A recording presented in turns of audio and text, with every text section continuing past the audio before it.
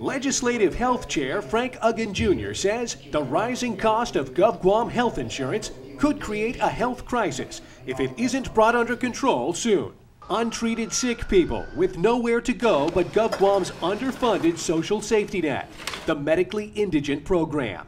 You know, it's transferring really the cost of health care from a private plan over to the government of Guam to assume that particular cost. And it's going to be a tremendous burden because right now we only identified $15 million for the MIP program out of the Department of Public Health for next fiscal year. You get sick, the insurance company covers you. So it gives customers more choice and more options.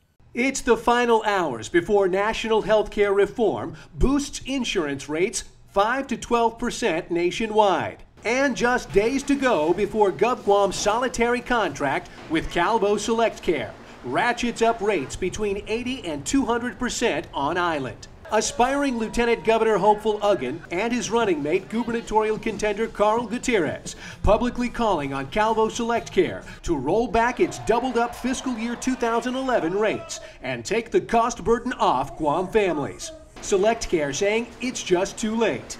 Employees and doctors alike shocked by the steep hike in rates. Questions over SelectCare insurance cancellations striking a disturbing chord. Uggan says he got 2 calls from worried SelectCare customers last night, saying high costs were forcing them to drop their coverage. He got another call this morning, pleading with him to do something about it. Those are three examples of family members. Can you imagine the retirees, GovGuam retirees who are on a fixed income, for them to have to absorb some additional costs for cost of health insurance is going to be a tremendous challenge.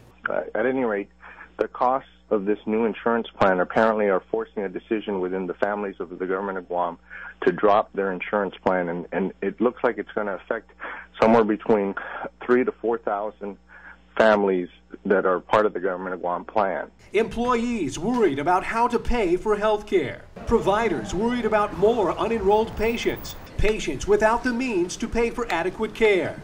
So I think it's important for perhaps the chair of the healthcare, Senator Frank Uggan, to hold a oversight.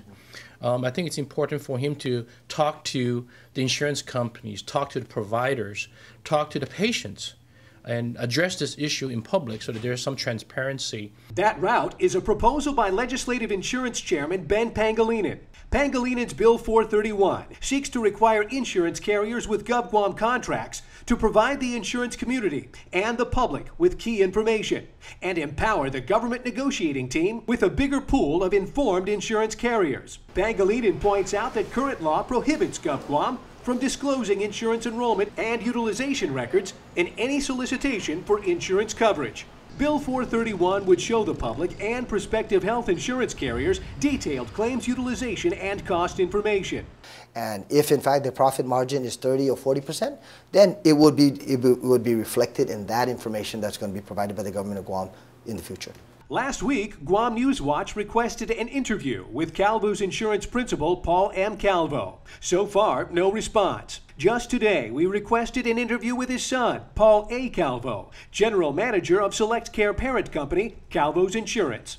We're still waiting for a callback. With the deadline looming on enrollment and the disparity between Obamacare cost guidelines and the bottom line on SelectCare's increased rates, the health of 12,000 GovGuam employees and their families hangs in the balance between the shroud of secrecy now surrounding the true cost of health care and what lawmakers want to do about it.